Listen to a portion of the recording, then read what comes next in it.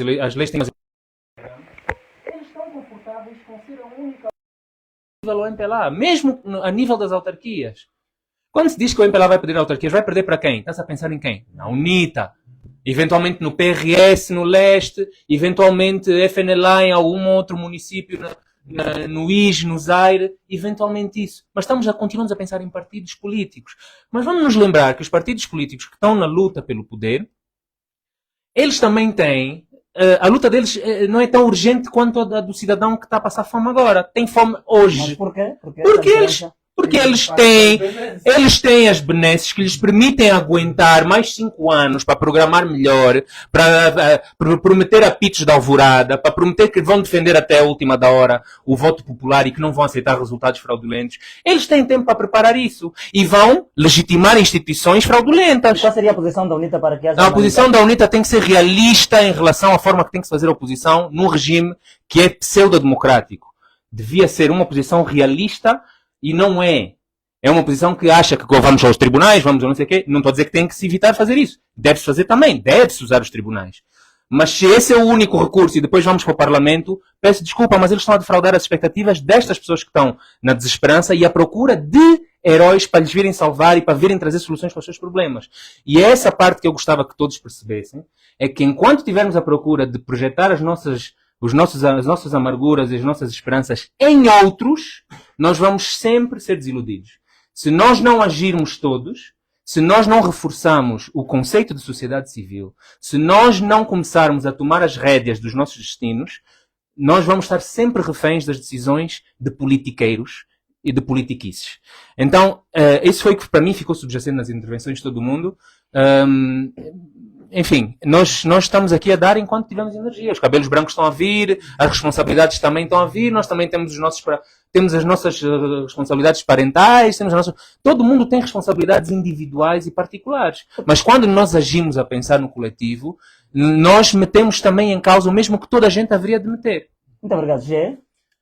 Bem, ao contrário do slogan atual, né, que é resolver o problema do povo, o autarca não irá resolver o problema do povo, não é? Irá potencializar o povo para que ele mesmo resolva os seus problemas.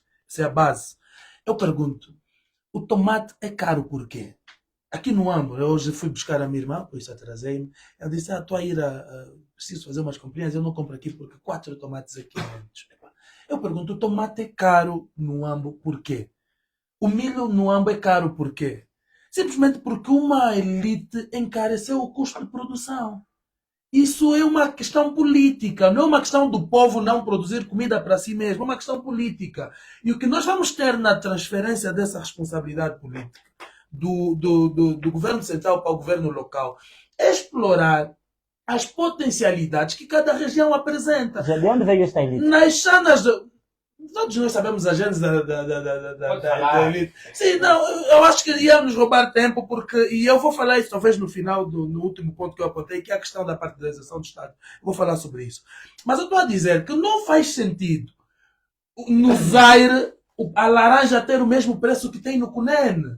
Porque o Zaire é potencialmente produtor de laranja, o Cunene não é. Como não faz sentido o bagre ter o mesmo preço em Luanda e no Cunene, como não faz sentido o milho ter o mesmo preço no Ambo e no Bundo. Isso é essa questão de uma política centralizada que encarece o produto, até o produto que é produzido localmente. Eu fiz a pergunta do milho e do tomate, por que aqui é caro? Porque alguém decidiu encarecer isso. O milho nunca devia ser caro aqui no Ambo. E só para teres ideia, há empresários no Ambo a comprarem milho na Zâmbia para virem vender aqui. Só para ter uma ideia. Quando Nacala foi conhecido como a rainha do milho, o comboio vinha de Benguela, colhia o milho nesse corredor todo, chamado corredor do Lubito, para levar até o norte, até o centro da África.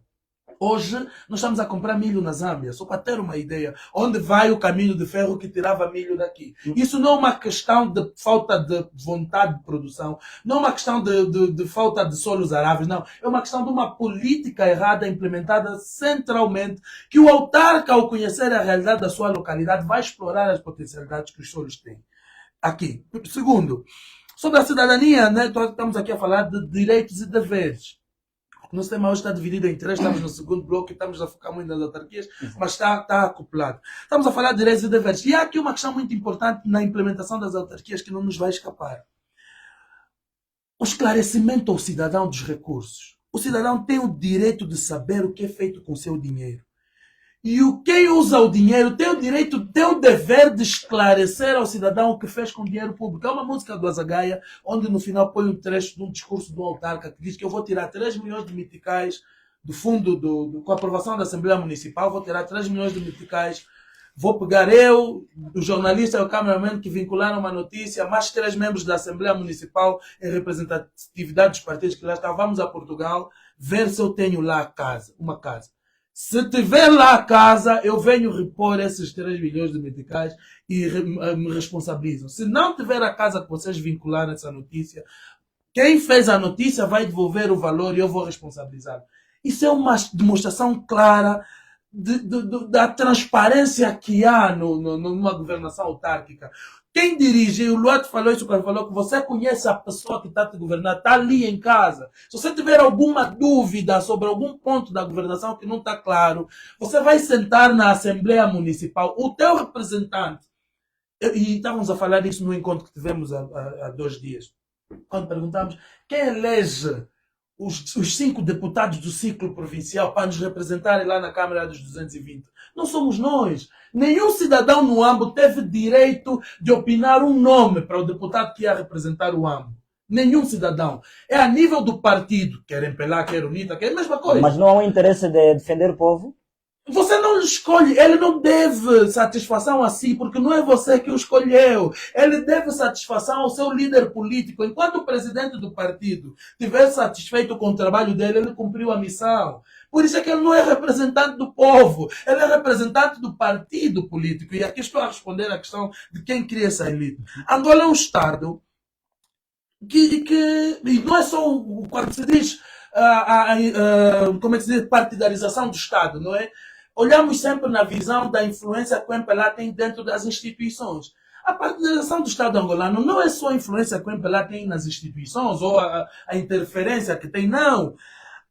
Angola é um Estado, é um país moldado para os partidos políticos, infelizmente. E os partidos políticos na oposição sentem-se confortáveis com esse modelo de Estado partidarizado que se criou. Por isso é que, e eu espero que para as autarquias a gente não vá assim, mas infelizmente se aprovou por unanimidade uma lei que nos leva no mesmo caminho.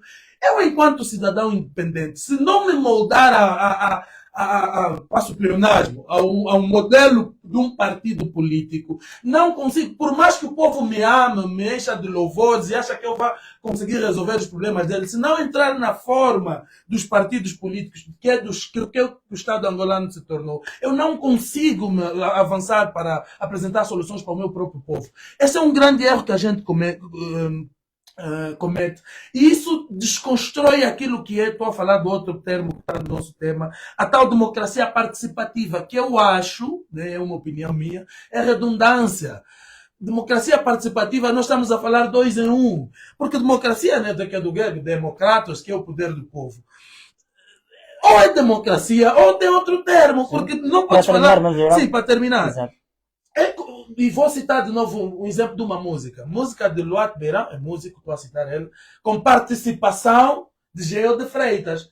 Poxa, a música é dele. Por mais que eu cante nessa música, a música é dele. Eu participo na música de Luat Beirão. E nós não podemos ter uma democracia deles que nós vamos participar. Ou é democracia, ou não é.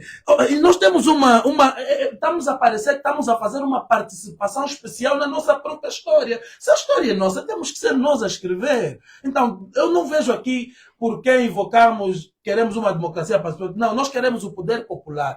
Implementação das autarquias em que as pessoas decidam os seus próprios destinos. E isso nós vamos, enquanto sociedade civil, porque aqui eu já disse que há aqui para terminar, há aqui uma conivência dos partidos políticos na oposição que se ajustaram a esse modelo, porque também tem alguns benefícios, sim. Agora, cabe a nós, então, sociedade civil, lutarmos para que isso não seja eternamente assim. Precisamos começar a desconstruir isso. Não vai ser de uma vez, mas eu creio que passo a passo nós vamos chegar lá. Muito obrigado. Vamos acelerar um pouco o processo, porque vamos também analisar rapidamente a divisão político-administrativa, tanto, né? já é uma realidade no país. E depois desta interação que tivemos com o estimado ouvinte, a apreciação. Os meus colegas de painel já apresentaram aqui as suas apreciações sobre a opinião ou as várias opiniões dos ouvintes. Mas eu gostaria de esclarecer aqui alguns elementos, né, que são necessários relativamente a essa questão dos grupos de cidadãos organizados que vão concorrer nas autarquias. Ahm, É o que é o normal em todas as sociedades. É o que é o normal e eu vou explicar porquê. Porque nós vamos ter um presidente da autarquia. No caso, por exemplo, aqui mesmo no Ambo, nós queremos que o Jael seja uma dessas pessoas. Então, o facto dele ser o nosso presidente da autarquia ou o candidato que nós queremos não significa que ele vai vir sozinho. Ele vai ter uma staff. Uma staff. O que significa? O Jael vai ter que ter pelo menos, no mínimo, 160 pessoas. Por quê? Porque dentro do município existem comunas, existem bairros. O Jael pode não ser conhecido em todo o município. Ele vai ter representantes a nível das comunas, a nível dos bairros, que vão ser tipo os porta-vozes deles, né? Os porta-vozes deles, que vão lhe ajudar na campanha. E então, ele precisa de criar um grupo, quer dizer, um grupo organizado, e esse grupo tem que ter uma identificação. Eu duvido que seja assim em todo lado. Vou desafiar aqui publicamente a mostrar as leis da Dinamarca. Vai, por favor. Sim, eu vou mostrar. Vou mostrar. Tem que preparar E o 160 problema, pessoas antes de concorrer. não, é mesmo assim que acontece. Deixa só te dar um exemplo. Em Portugal, por exemplo, hoje nós temos muitos partidos políticos. Muitos desses partidos surgiram dessa forma. Porque o grupo do Jael é mesmo só daqui do tipo do município do Ambo. Não pode ter em Luanda, não sei lá que, não pode ter. Só que à medida que as pessoas vão simpatizar na forma como ele está a governar, não sei o que, vai começar a surgir réplica nos outros municípios e aí pode se transformar num pequeno partido. Agora eu vou dar um exemplo. Em África, o único grupo de cidadão que conseguiu vencer as eleições foi em Cabo Verde. Aquele senhor que foi embaixador, o José Figueiredo. Ele foi o único candidato que organizou a sociedade e formaram fora dos partidos políticos tradicionais e conseguiu governar durante 3 mandatos. Ele ficou durante 3 mandatos. Na Tunísia, na sequência da Primavera Árabe, houve um grupo de jovens que também tentou, mas não conseguiram. Em Moçambique, nós temos muitos grupos de cidadãos, nunca conseguiram. Na África do Sul, não sei o quê. Normalmente são os partidos políticos. Não estou a querer desencorajar. Nós em Angola temos uma vantagem. Os partidos políticos angolanos são muito centralizados. Estamos aqui a discutir descentralização. Se nós perguntar aqui na província do Ambo quais são as referências do MPLA, quais são as referências da UNITA, quais são as referências do PRS, da FENELA, nós vamos ver que não. As referências desses partidos estão todas concentradas em Luanda. Então nós aqui temos uma janela de oportunidade para nós nos organizarmos. Ele, por exemplo, já é uma das pessoas bem conhecidas aqui, né? Tá, o Luiz de Castro, não sei, por via do Jango Cultural. Nós temos que capitalizar isso. E nós, por exemplo, em Luanda, também fizemos isso. Nós desafiamos. Eu moro no município do Capuaco, não conheço um militante do MPLA ou da UNITA, que é tipo mais conhecido que eu a nível da comunidade, a nível dos municípios. Nós até já desafiamos esses partidos a fazer uma espécie de inquérito ou sondagem lá no município para ver quem são as referências deles. E há, por parte de alguns partidos, um reconhecimento de que eles têm déficit de referência a nível dos municípios. E isso, por si, já dá uma outra janela de oportunidade para esses grupos de cidadão passar. Espera só, agora, a desvantagem que está na lei, que eu vou trazer aqui. Quem é o Tribunal Constitucional que tem que aprovar a tua organização,zinha de pessoas? Sim, isso não é problema, Luati, não é problema. Não. Está a ser um problema. Quanto mais com o grupo. Não, espera só, isso não é problema. Se em algum momento ele. Exatamente. Não será o Tribunal Constitucional. Não será o Tribunal Constitucional. A lei diz que a responsabilidade para isso vão ser para os tribunais de comarca. Por isso é que há, por parte deles, são réplicas, né? Mas é só que eu queria esclarecer.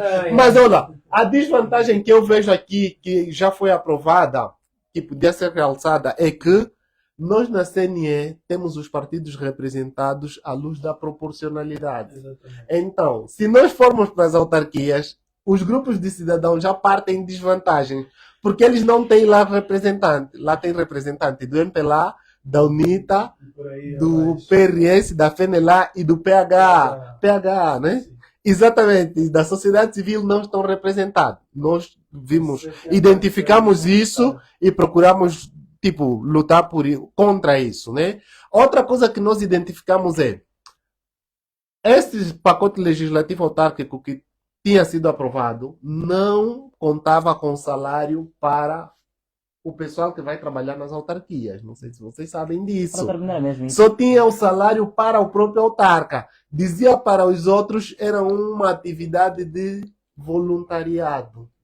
Como é que você vai ter um deputado a nível do município e ele não vai ganhar nada, né? Não vai ter um salário. Com que vontade é que ele vai trabalhar? Porque você está a estimular. Se ele é deputado do município, nós tínhamos sugerido que tem que ser tipo uma réplica daquilo que é, né? Se tem que ganhar pelo menos um para Para estimulá-lo terminar mesmo. a Para participar. terminar. Exato. Então era Temos mesmo pouco isso tempo, que eu temos pouco queria tempo. partilhar com você Exato. e o Lati. Tem aqui alguma reticência quanto a isso, porque... Hein? Depois Ok. Desafio público, depois tem que Tá bom. eu quero ver. Os Muito ouvintes em obrigado, casa Zango. estão Ah, cada um curiosos vai para estudar. saber. Exato, sim. Lá vai todos essa Certo. conversa. Exato. Com relação a sentir uma certa pressão dos ouvintes, uma entrega de poder para os ativistas terem que mudar a nação. Eu quero tentar devolver esse poder a eles mesmos, tentar assim, eu tenho sentido que isso é um dos grandes males que nós temos enfrentado. E somos geralmente pouco mesmo por causa disso, um pouco por causa desta intenção do governo de nos fazer estrangeiro. Ninguém se sente pertence, é por isso que já está todo mundo a entregar poder.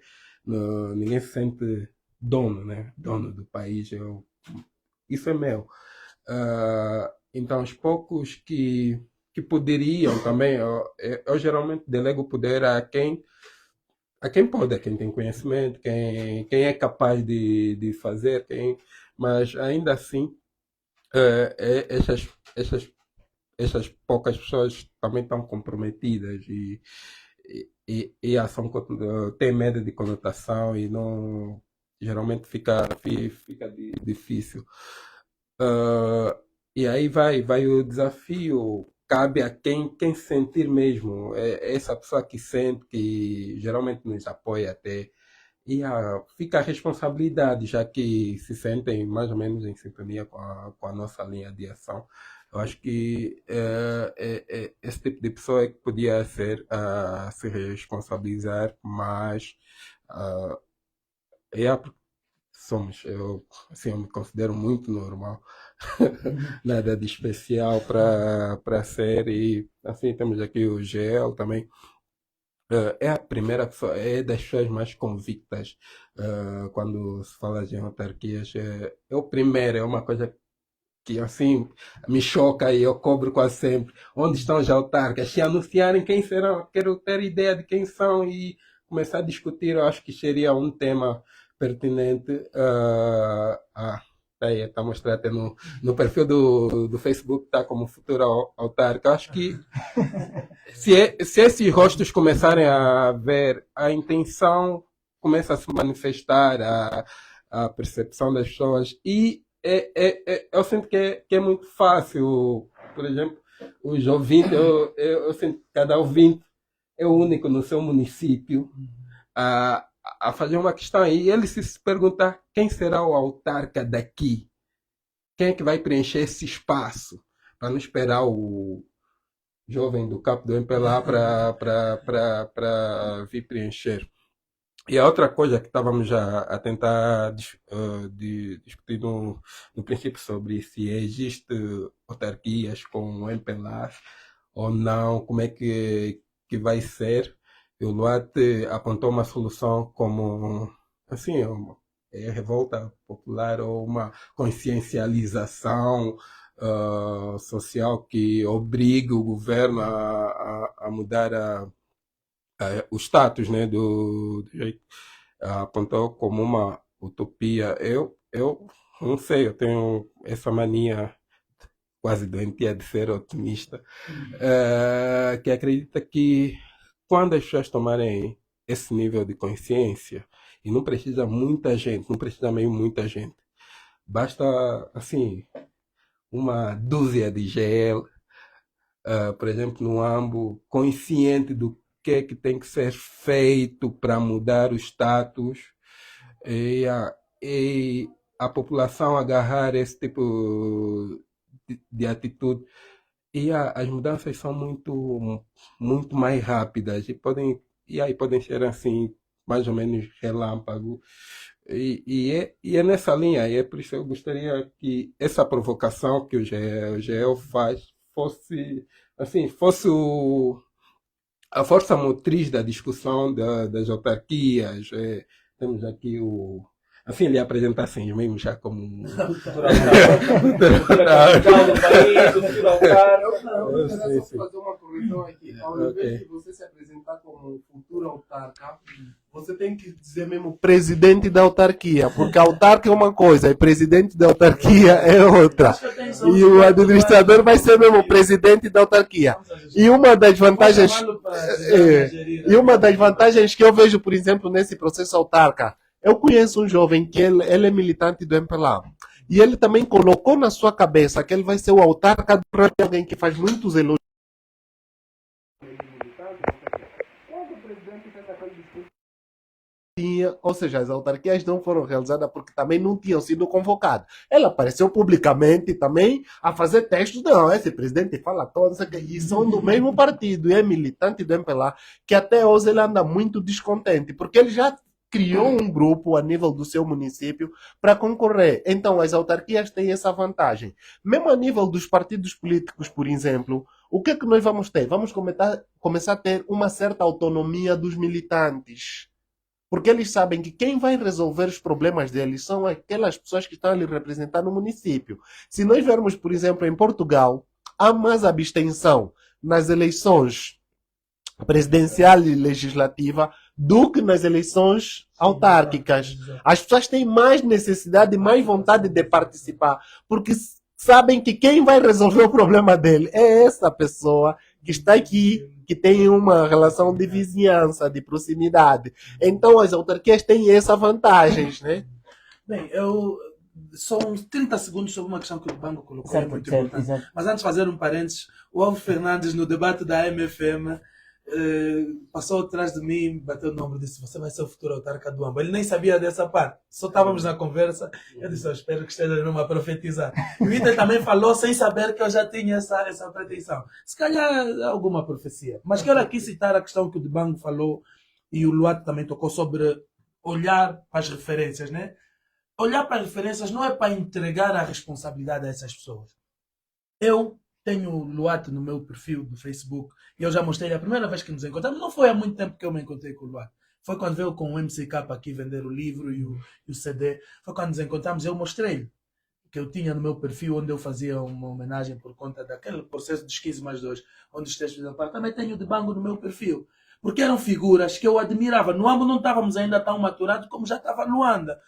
E eu acompanhava o Nito Alves, Luato, Hitler, Dibango e outros, e eu admirava o trabalho que eles faziam. Hoje estamos a trabalhar juntos em várias frentes. Esse aqui deve ser o ponto, deve tornar isso um fator multiplicador. Eu ouço todos os programas, as pessoas a dizer, eu admiro muito o que o Geraldo Freitas faz. Isso é regra que o Diamantino me por testemunha. Mas não é admirar. É admirar para alcançar. Depois trabalharmos juntos, porque se eram 15+2, a partir de 2010 para cá, né, formou-se um grupo que culminou naquele processo mediático.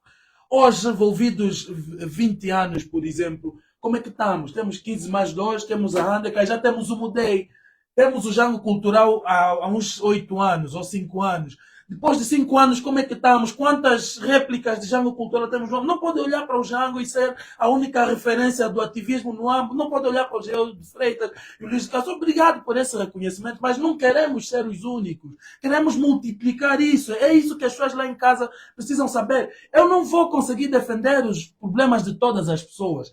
Onde eu tiver espaço eu vou falar, porque eu tenho essa convicção. Mas quem acha que eu estou a fazer um bom trabalho, faça também. É mais fácil quebrar se for um, e o Luato disse, somos humanos. Temos limitações de várias ordens, temos a questão parental, que também nos coloca alguma limitação. Temos o próprio limite de idade mesmo. Depois chega uma altura em que a gente já não consegue mais levar por redes ou ser mordido por cães. Mas a continuidade desse trabalho é garantida lá fora. Temos espaço de antena ótimo, mas quem não tem espaço de antena tem todo um palco, 1.246.700 km² para aplicarmos isso. Então eu queria abrir esse parênteses para dizer que não somos nós a trabalhar por vocês, não, devemos ser todos. Né? Há uma frase que, acho que é uma música onde você fala sobre nós, né? Nós os outros. É mais ou menos isso que eu queria trazer. Não podemos ser eles e nós e não. Temos que ser todos. Se formos todos, vai ser possível. Se formos alguns, quando essas referências começarem a desaparecer, todo um trabalho que foi feito vai cair por terra. Muito obrigado, Gê. O Beto Verão falou, elencou aqui uma questão sobre a saída de alguns irmãos, de alguns angolanos para o exterior e procurar melhores condições de vida. E será que com a implementação das autarquias haveria uma unanimidade para que voltassem ao seu país? Não, eu acho que isso são escolhas individuais, pessoais, tem muito a ver com a experiência traumática ou não que cada um passou enquanto esteve aqui e com a experiência que está a ter agora nos sítios onde estão. Eu não encorajo ninguém a voltar. Eu já teve uma altura na minha juventude que eu recriminava quem decidisse fugir do desafio de transformar o país. Mas, enfim, envolvidos alguns anos e com a maturação, a pessoa não pode apontar o dedo a ninguém porque nenhum de nós passa a experiência individual de cada um. E eu não vou dizer encorajo para ficarem ou encorajo para voltarem. Eu acho que vai ser sempre uma escolha pessoal de quem decidiu ir embora, mais para frente, voltar ou não. Se as autarquias vão promover esse regresso, nem tenho como avaliar isso. Não tenho uma resposta a dar, porque seria achismo e seria futurologia barata, tipo astrologia, o que é. Então não tenho uma resposta concreta para dar a isso. Eu espero sempre que as pessoas que têm amor ao país e que acham que têm alguma coisa para dar e que viram os seus sonhos gorados porque todo o seu potencial foi cortado e barrado e bateu em muros por causa das más políticas de quem quer se perpetuar no poder. Eu espero que essas pessoas, vendo possibilidades de pôr essas visões em prática, um dia regressem. Mas a escolha é delas, e não há aqui nenhum tipo de recriminação. Quem foi pediu asilo, quem foi que imigrou, que tem 2 nacionalidades, que imigrou e que está a trabalhar, boa sorte, e cada um deve viver a sua vida de acordo com o que o dia atual lhe dita que tem que ser. Rapidamente temos 7 minutos para frente para então encerrarmos este programa. Mas falar da divisão política administrativa. Não é assim. Eu acho que não há muita coisa a dizer, porque tudo que nós... o Gel estava a dizer que tínhamos 3 temas e que só tratamos de um ou que demos ênfase a um. Mas acho que eles estão todos misturados. Estão todos misturados. A divisão política administrativa é uma manobra dilatória e uma manobra de malandrice, quer para atrasar as autarquias, quer depois jogar um jogo de deputados eleitos para o Parlamento. E eu não acho que seja prioritária, eu não acho que seja algo que nós devêssemos tratar nem neste mandato, e muito menos desta forma que está a ser feita. Mais uma vez, com uma pseudo-auscultação, mais uma vez, com a imposição de uma vontade e de uma visão que nós ainda não percebemos muito bem qual é. Porque estamos a especular. Antevemos que os resultados vão ser esses. Os resultados práticos vão ser que vai haver, portanto, mais municípios, mais autarquias. Como é que é possível não fazermos autarquias porque não há condições em certos municípios e agora passamos duplicamos praticamente os municípios? Como é que vai ser viável agora, então, né? E essa é uma leitura que nós fazemos à distância porque nunca nos dão elementos suficientes para nós podermos fazer uma leitura mais aturada. Por isso eu também eu desisti de acompanhar as coisas, porque nós estamos sempre a ter que decifrar, é muito cansativo, ter que decifrar. A falta de transparência leva a que até os conselhos que nós temos para dar, até as sugestões que nós temos para fazer, pequem por qualidades, não vou dizer pobres, mas deficitárias. Porque se tu não tens a informação suficiente para balizar uma opinião, tu vais estar a tirar larachas do achismo para a Muito fogueira. obrigado, Leite. Tenho um minuto para então. Para encerrar. Inclusive, exato. O que é necessário para que se implemente as autoridades em Angola? Bom, eu vou ser de uma frase. O MPLA tem que sair do poder. Exatamente. Sobre a divisão política administrativa. Exato. Ok. A primeira dica que eu vou deixar é: não conheço no mundo um único país que se desenvolveu dividindo províncias. No Brasil, por exemplo, eu estou a falar do Brasil porque eu estou lá, né? Yeah. No Brasil tem estado ou províncias, se podemos assim considerar, maior do que Angola. E essas províncias também são desérticas, não tem ninguém que mora em alguns municípios. Mas isso não foi a solução, estás a ver? Porque dividir municípios, não sei o quê. O que é que está por detrás disso? Uma vez que o João Lourenço vai concretizar o sonho dele de aumentar o número de províncias e municípios, nós vamos ter uma nova configuração político-administrativa. Um elemento fundamental para se criar uma nova Constituição. Atenção, não é revisão da Constituição, mas sim criação de uma nova Constituição. Se for criada uma nova Constituição, significa que o mandato do João Lourenço zera. Ele vai ter 0 mandato. Nós vamos começar do zero, né? Com ele.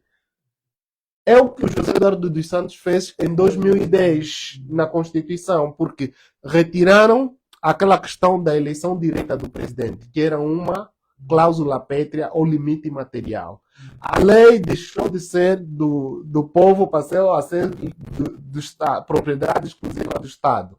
Isso levou a se criar uma Constituição de raiz, e o mandato do José Eduardo dos Santos, que já estava há 29 anos no poder, ficou 0. E o João Lourenço, desde que se tornou presidente, tem uma sede de perpetuar no poder. Ele encontra nisso uma oportunidade e vai enganar as pessoas que estão a querer aproximar os serviços, estão a querer aproximar. Não tem nada a ver com isso. Para terminar mesmo. Então, para terminar mesmo, eu acho que o MPLA tem que sair do poder. Esse é o imperativo, essa é a luta que nós temos. Mas para terminar, eu incentivo a população, tal como disseram aqui os meus colegas do painel, não podem nos olhar assim como se fossem os de ferro, os messias, aqueles que podem. Nós todos podemos fazer tudo o que nós estamos a fazer, não tem nada de extraordinário. Muito obrigado. Todos podem fazer aquilo que nós estamos a fazer, juntos nós somos mais fortes. Temos que multiplicar essas ações a nível dos nossos bairros, das nossas comunidades. Para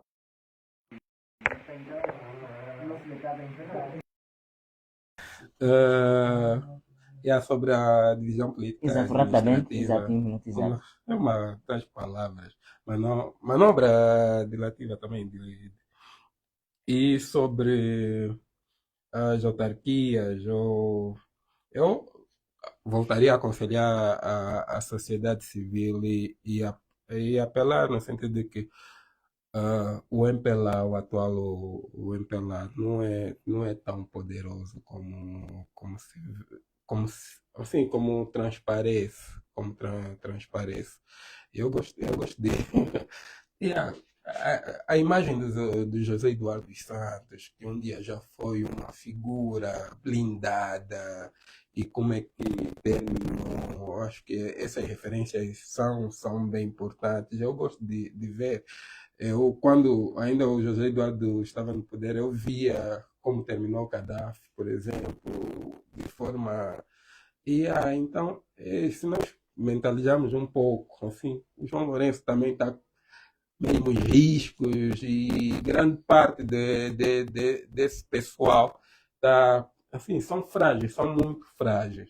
E a partir disso, eu acho que devemos começar a nos ver com mais força, somos capazes de ser. Muito obrigado. Isso que sonhamos. Jair Freitas, em gesto de conclusão. Bem, parafraseando a nossa governadora, nós não somos muito bons com números, por isso é que 164 já é muito, imagino 300 é excessivo. e perguntou-me a Vitória Soares do Bié sobre esse assunto e eu disse assim, eu não concordo. E uma coisa quando eu não concordo, não aprofundo muito. Nesse caso estou de acordo com o Luado.